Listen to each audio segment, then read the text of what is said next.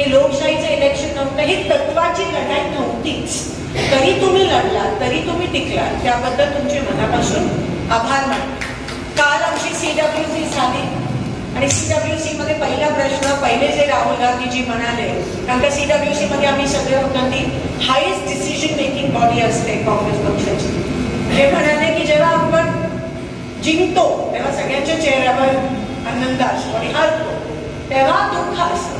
ते म्हणाले त्याला उलट करा, कारण का आपण हरलो नाही आहोत. ह्या विजयाच आहे.